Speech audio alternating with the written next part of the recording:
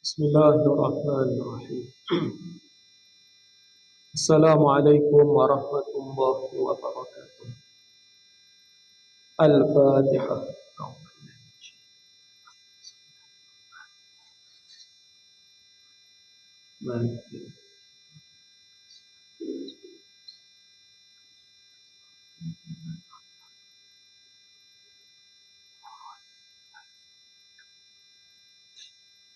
Innal hamdalillah nahmaduhu wa nasta'inuhu wa nastaghfiruh wa na'udzu billahi min shururi anfusina wa min sayyiati a'malina. May yahdihillahu fala mudilla lahu wa man yudlil fala hadiya lahu. Wassalatu wassalamu ala Rasulillah wa ala alihi wa ashabihi wa man tabi'akum bi ihsanin ila yaumiddin, amma ba'd. Rabbi shrah li sadri wa yassir li amri wahlul 'uqdatam min lisani yafqahu qawli. Rabbana afriq 'alaina sabra wa thabbit aqdamana wansurna 'alal qaumil kafirin. Yang berbahagia Sahibu Fadilah Tuan Imam, yang dihormati Tuan Nazir, adik-adik dan tuan kuasa masjid, yang dirahmati Allah, tuan-tuan perempuan muslimin dan muslimat yang saya kasihi sekalian. Kita telah sampai pada ayat yang ke-21 daripada surah Nabi Yusuf alaihi salam. Firman Allah Subhanahu wa taala, "Wa kadzalika makkanna li Yusuf fil ardh wa linu'allimahu min ta'wilil ahadits. Wallahu ghalibun 'ala amrih walakinna aktsaran nasi la ya'lamun." Dan demikianlah caranya kami, yakni Allah, menetapkan kedudukan Nabi Yusuf di bumi, yakni di negara Mesir, untuk dihormati dan disayangi.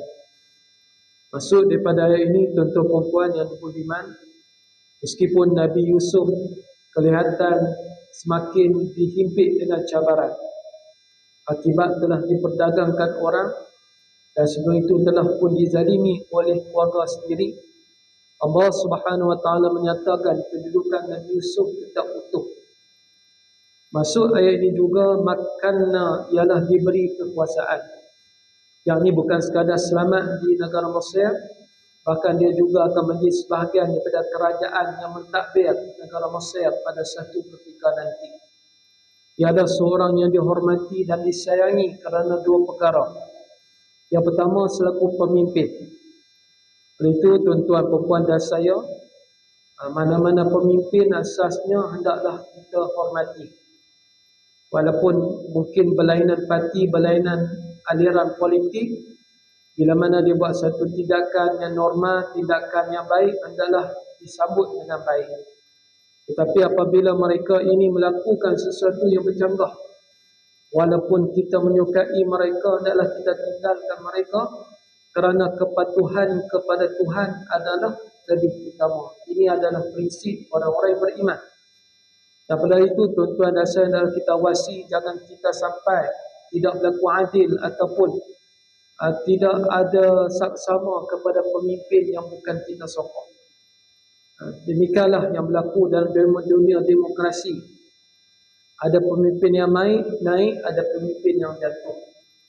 Kita tengok dalam Facebook dan lain-lainnya, perang yang tidak kesudahan dalam arena politik. Memanglah politik ni, dari segi orang politik ni, yang mana mampu mendapat sokongan ramai, dia akan terus bertahan. Dalam pada itu, tuan-tuan, hendaklah kita kembali kepada cara politik Islam. Berbeza boleh, memang akan berbeza, tetapi berbeza dalam kerangka hukum hakam. Jangan sampai berlebih-lebihan, jangan sampai mati hamun dan sebagainya. Yang pertama, Nabi Yusuf AS Allah Ta'ala letakkan di muka bumi sebagai pemimpin. Bila pemimpin, dia atur macam-macam. Manakala yang kedua, kenapa dia hormati dan disayangi? Kerana Nabi Yusuf ini adalah seorang rasul yang memiliki kelebihan luar biasa. Kalaulah kelebihan ni orang tak tahu pun, yang dikatakan wibawa para rasul ini, orang ramai akan jatuh hati. Orang ramai akan ikut kata-katanya, orang ramai akan jadikan Nabi dan Rasul sebagai ikutan dan rujukan. Pada itu berjadi pemimpin pula. Sebab itulah ayat yang seterusnya Allah Ta'ala nyatakan, dan untuk kami mengajarnya ataupun menganugerahkan kepadanya sebahagian daripada ilmu takbir mimpi. Ini baru sebahagian, maknanya ada lagi ilmu yang Allah Ta'ala tak beri. Sebab yang paling tahu hanyalah Allah. Demikianlah kita telah bincang ayat terakhir daripada surah Kahfi. Walaupun Nabi Muhammad SAW junjungan besar kita, yang wajib kita imani dan kasih, baginda tetap sebagai manusia. Itu garis panduan. Bila kita faham ini, pemimpin, tuan guru, alim ulama, wali, manusia yang ada kelebihan, kita akan hormati mereka. Tapi macam mana pun ada sepadan. Dalam keadaan Nabi pun ada sepadan, tak apa lagi pihak lain. Kita pegang ni, kita akan selamat selaku ahli sunnah wal jamaah. Sebab itulah muncul fahaman taksub pada guru, berlebih-lebihan pada guru, kerana mereka tak faham perkara ini. Dalam ayat yang telah kita baca, Allah Ta'ala menyatakan, وَلِنُعَلِّمَهُ مِنْ تَأْوِيلِ الْأَحَادِيثِ, kami akan beri kepadanya ilmu takbir mimpi. Al-ahadith maknanya mimpi-mimpi. Al-ahadith juga tuan-tuan perempuan maknanya berita-berita.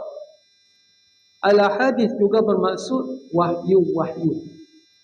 Al-ahadith adalah kalimah plural, jamak. Dalam konteks ini, bukan Allah Ta'ala nak cerita tentang Nabi Sunni jadi Nabi dan Rasul. Ada ayat lain. Ayat ini lebih kepada nak beritahu kedudukan Nabi Yusuf sebagai pemimpin luar biasa, jadi rujukan berpunca daripada kelebihan dia ada ilmu takbir mimpi. Kerana itulah orang nampak, rupanya dia ni bukan sebarang orang. Dia ada ilmu luar biasa. Kemudian barulah Nabi Yusuf akan beritahu, aku takut tentang tafsir mimpi, takwil mimpi, takbir mimpi ni adalah kerana Tuhan yang beri pada aku.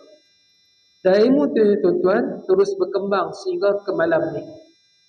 Kita telah bincang tentang ilmu takwil mimpi. Yang pertama berdasarkan Al-Quran. Ada beberapa ayat petunjuk kepada takbir mimpi. Contoh nanti kita akan jumpa Nabi Yusuf. Dia akan beritahu akan berlaku masalah negara. 7 tahun kemarau, 7 tahun sebelum itu elok. Jadi ayat tu kita boleh buat rujukan. Kalau pemimpin bermimpi macam itu, tak lain memang akan berlaku masalah macam tu lah. Kerana Quran dah bagi bayangan.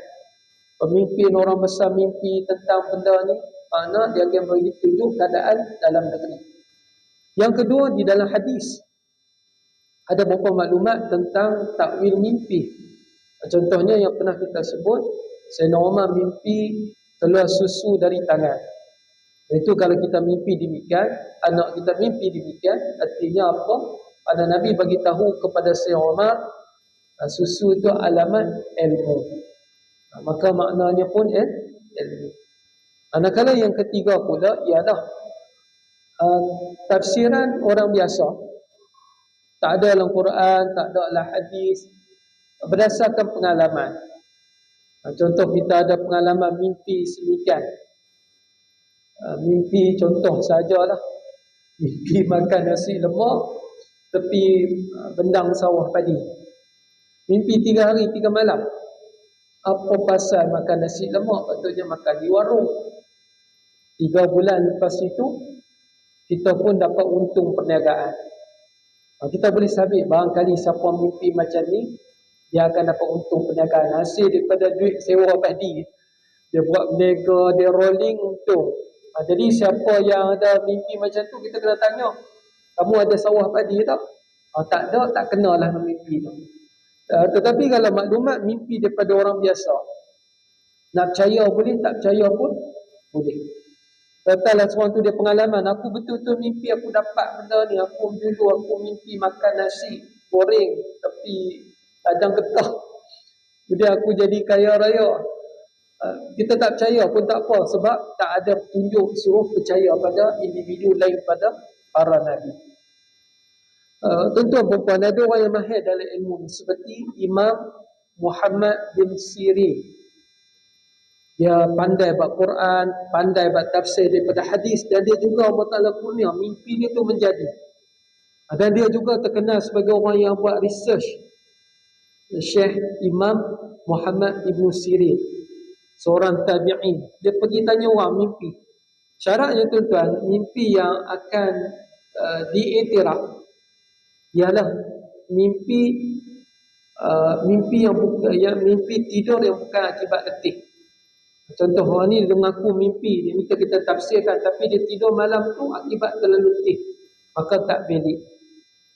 Kemudian mimpi yang dialami oleh orang yang terkena ilmu hitam, dia akan mimpi pelik-pelik.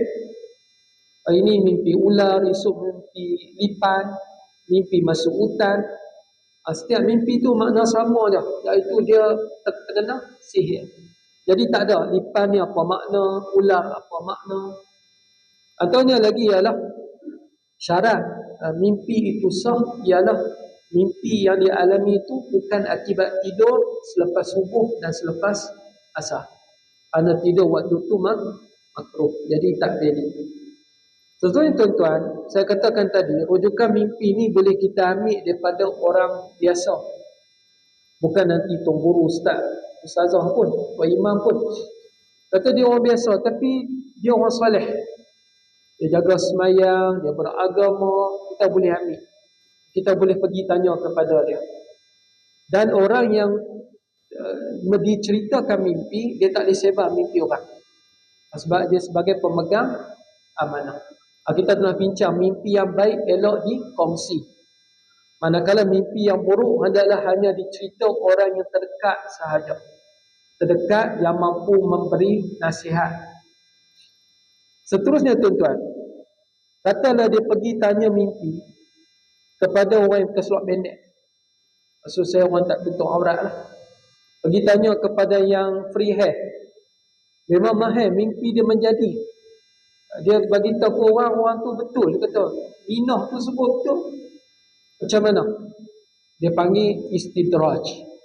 Macam kita pernah bincang lah, orang yang terhaka pada Allah, kafir pada Allah, tapi ada kelebihan harta, istidraj. Tuhan bagi tapi Tuhan tak reda. Maka ke atas kita tak boleh rojok walaupun dia mahir.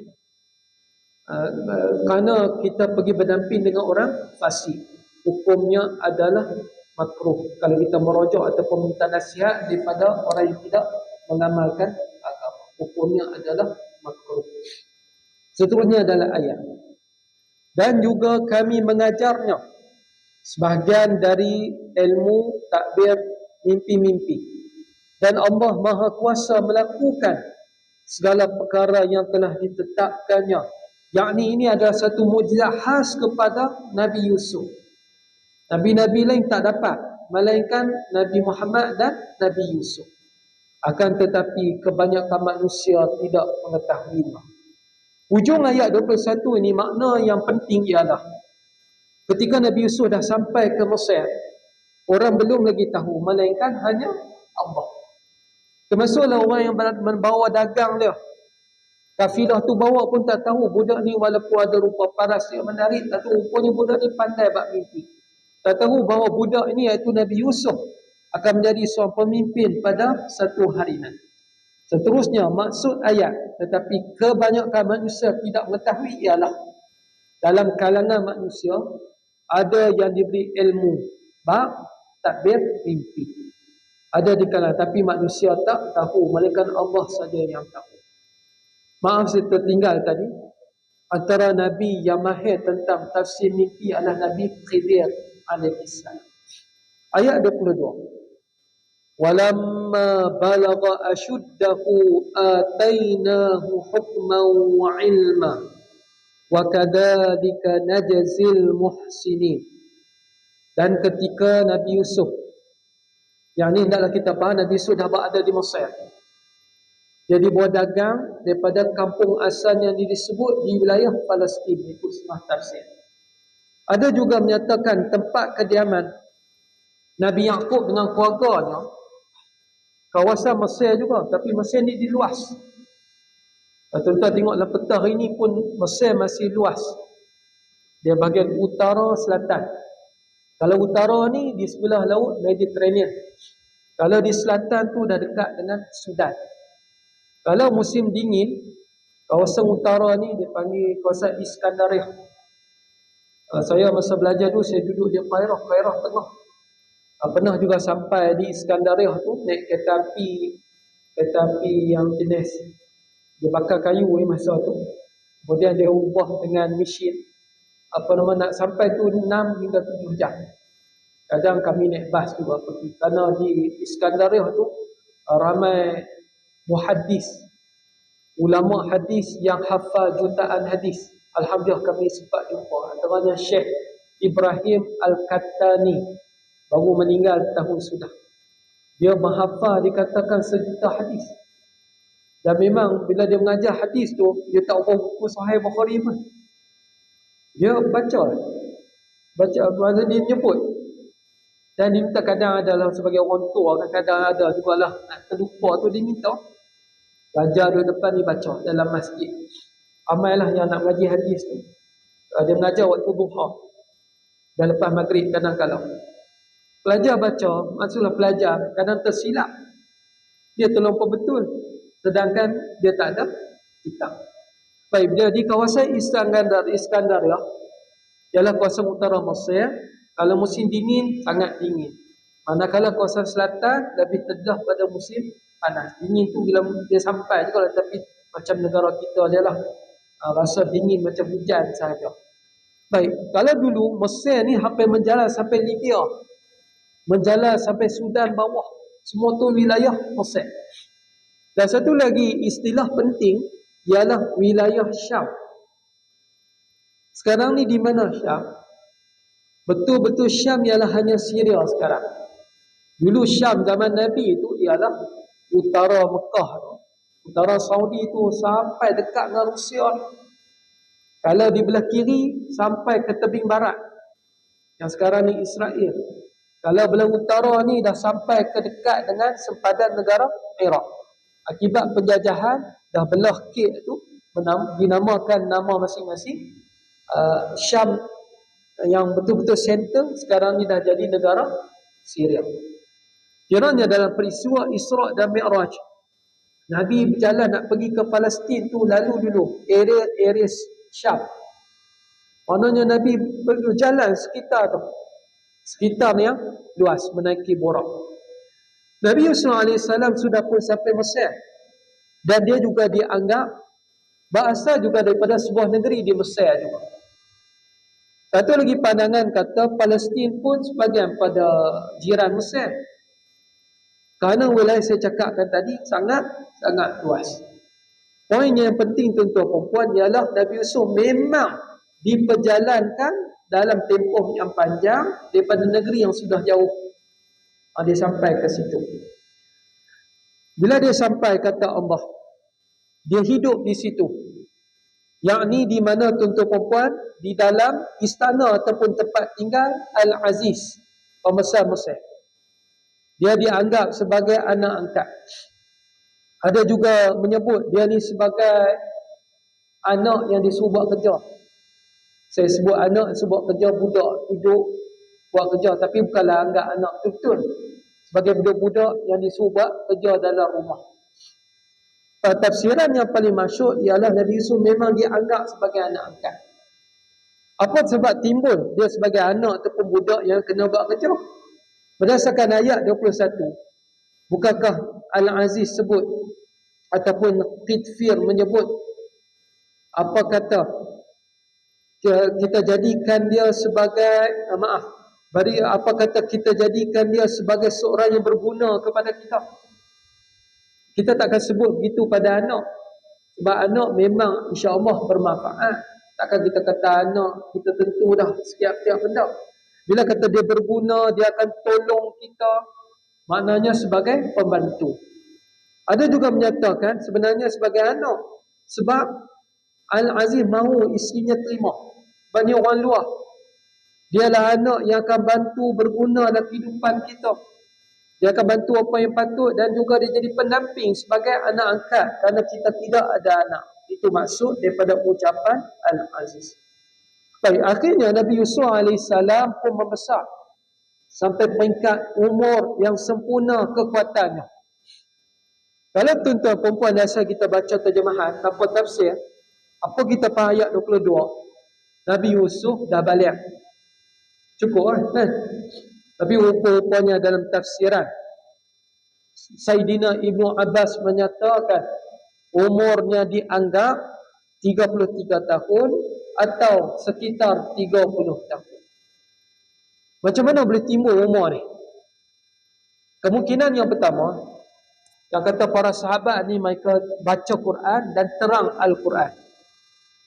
Terang tu sekali dengan ijtihad. Barangkali umur ni lah.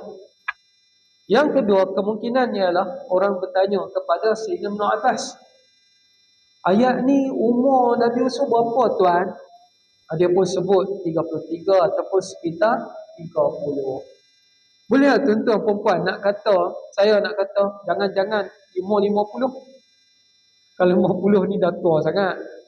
Sikit dia nak becet.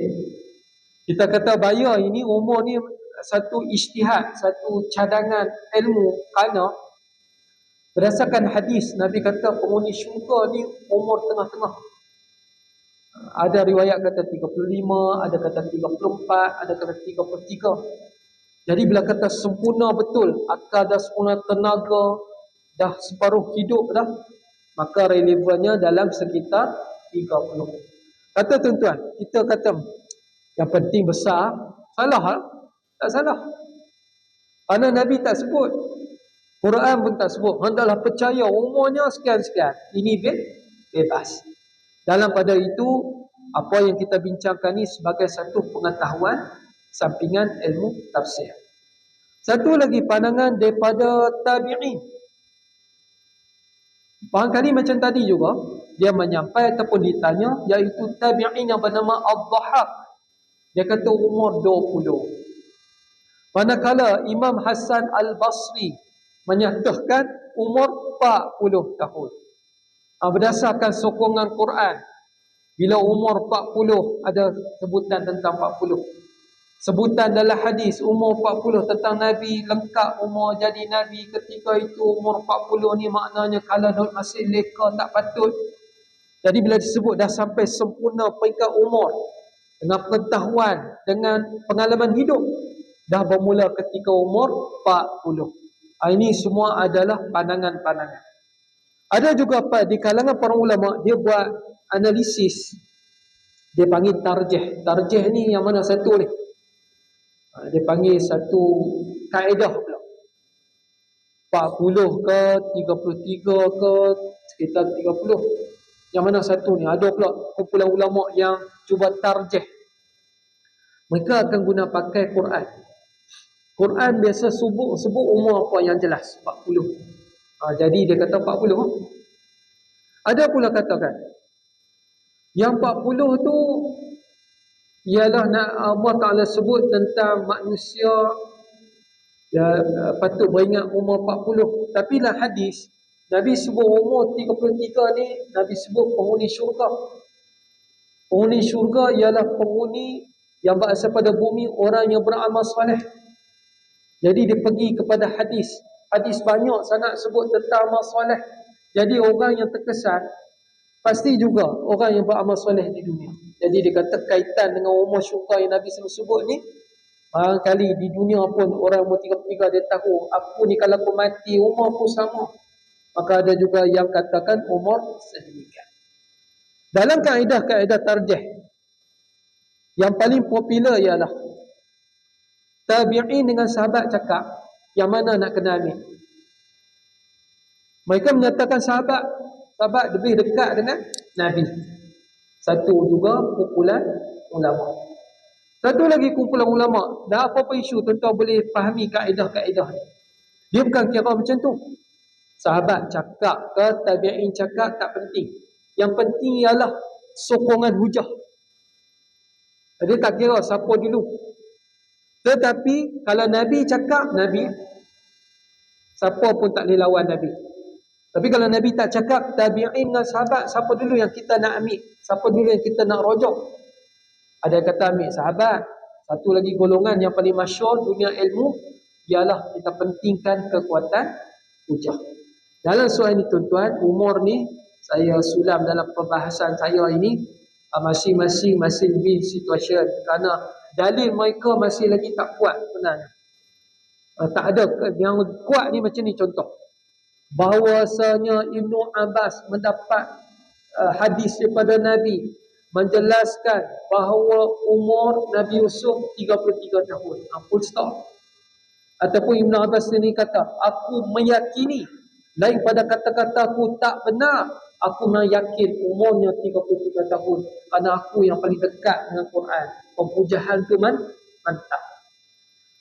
Seterusnya di dalam ayat, ketika umur Nabi Yusuf sudah pun begitu matang, dan pastinya sudah pun balik. Kalau balik, tak mestinya matang betul lagi. Allah Ta'ala menyatakan, kami beri kebijaksanaan serta ilmu pengetahuan, yakni secara lengkap. Dan demikianlah kami membalas orang-orang yang berusaha memperbaiki amalnya. Atas ayat inilah juga ada ulama kata umur 40 seperti Imam Al-Basri, sebab Tuhan puji betul bagi ilmu dah mantap. Ilmu kenabian bermula umur 40 seperti mana qiyas Nabi Muhammad sallallahu alaihi wasallam. Dan demikianlah kami membalas orang-orang yang berusaha memperbaiki amalnya. Ini tafsir pimpinan Ar-Rahman. Tetapi kalau tuan-tuan rujuk tafsir lain, maksud apa? Wa kadzalika najzil muhsinin. Demikianlah kami ganjarkan atau balas kepada orang-orang yang buat kebaikan. Nabi Yusuf ni buat baik kepada ayah dia, cakap elok, ikut perintah, buat amal soleh. Tuhan rupanya simpan hapuan untuknya. Dia akhirnya jadi rasul dan pemimpin yang sangat berpengaruh di negara Mesir. Seterusnya pengajaran, kata Imam As-Suyuti. Siapakah Imam As-Suyuti? Pernah kita bincang nama ini. Dia merupakan salah seorang ulama mazhab Syafi'i. Ilmunya sangat tinggi sehingga kan didakwa dia nak buat mazhab. Macam mazhab ke-5, 6 gitulah.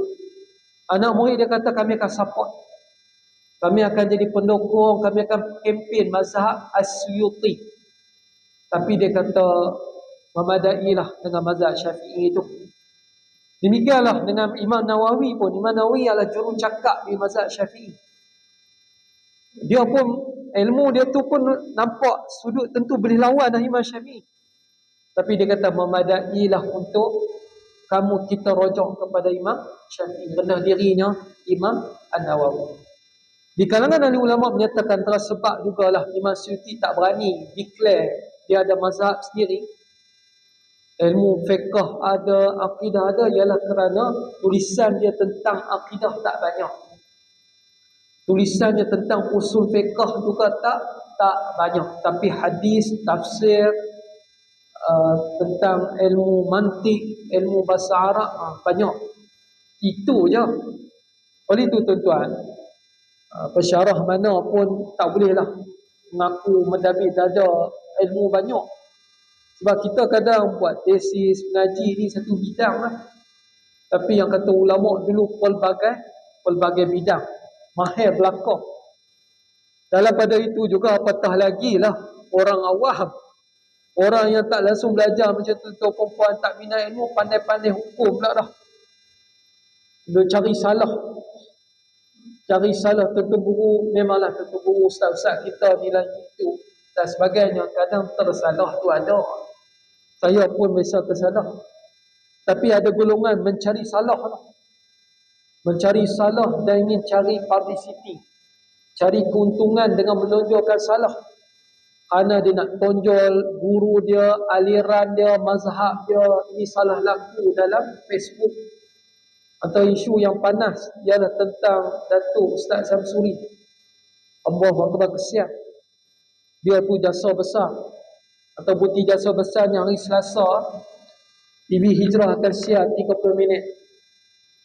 Dia memang Ustaz Samsuri ini dia lebih pada Quran dan hadis. Dia ada pandangan dia sendiri. Contoh, dia tak galakkan tahlil, dia tak galakkan penuri arwah. Memang stand dia begitu.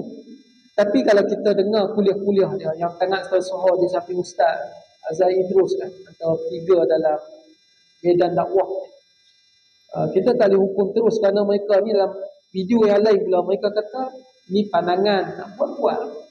Tapi bagi dia ada reason.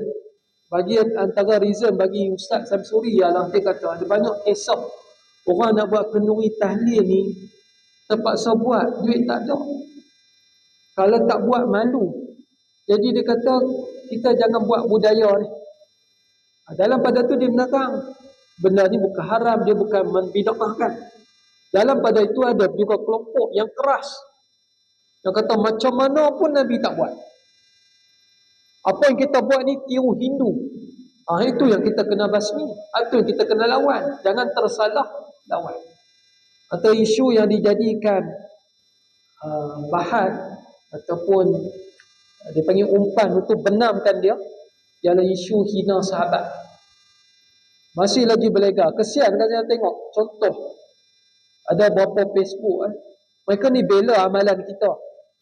Zikir kuat dengan tuan imam, tahlil, doa kunut, bela. Memang saya pun bersama dengan aliran ni. Tapi masalahnya setengah daripada mereka ni terheret dalam bab menaja fitnah. Maki hamun juga ilmuwan lain. Boleh kita berbeza, kita tegak ke hujah, tapi jangan maki hamun. Jangan memfitnah. Kita mengaku betul tapi kita buat kerja kotor. Dan akhirnya orang-orang awam, orang yang baru nak kenal agama, dia akan pergi kepada golongan yang nampak cakap elok. Sedangkan golongan itulah yang tak mau kepada amalan-amalan ni, yang suka membid'ah dan sebagainya. Ini perkara yang perlu kita betulkan di dalam masyarakat. Muslimin dan muslimat sekalian, dalam tafsiran selanjutnya, wa kadzalika najzil muhsinin, bukan sekadar kepada para rasul dan nabi, bahkan juga siapa juga yang buat baik, melakukan keindahan dalam beragama akan dapat faedah ganjaran daripada Allah Subhanahu wa taala. Saya teringat pada tahun 90-an ada seorang muncul sebagai pendakwah di dunia barat. Dia ni berasal pada negara mana? Negara Romania. Muncul dengan ayat ni lah. Dia berjumpa dengan muhsinin, orang-orang yang baik. Mak Saleh ni dengan isterinya suka travel, pergi negara-negara, sampailah pergi ke negara Turki. Macam contohlah kita jumpa datang ke negara kita dan sebagainya. Jadi bila dia pergi ke Turki tu, dia belanja banyak, banyak hari orang putih macam tu. Sampailah mereka sampai ke sebuah kampung. Travel sampai sebuah kampung, duit pun dah habis, sesak. Jumpalah sebuah rumah. Rumah ni keluarga Muslim. Keluarga Muslim ni pun cakap,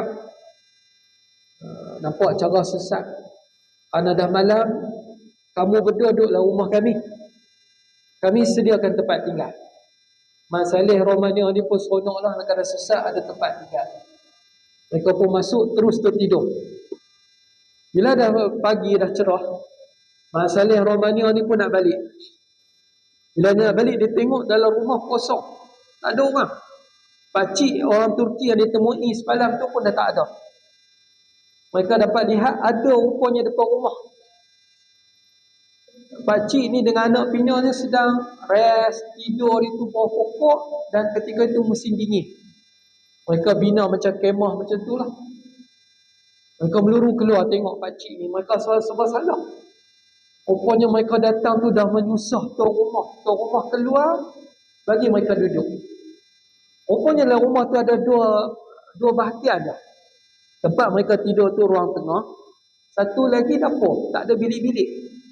Artinya pakcik dengan keluarga ni tidur ramai-ramai macam ni dah, kerana ada orang asing yang Mak Saleh pakaian cara dia orang ni. Mereka pun keluarlah kerana nak jaga aurat, terlihat aurat.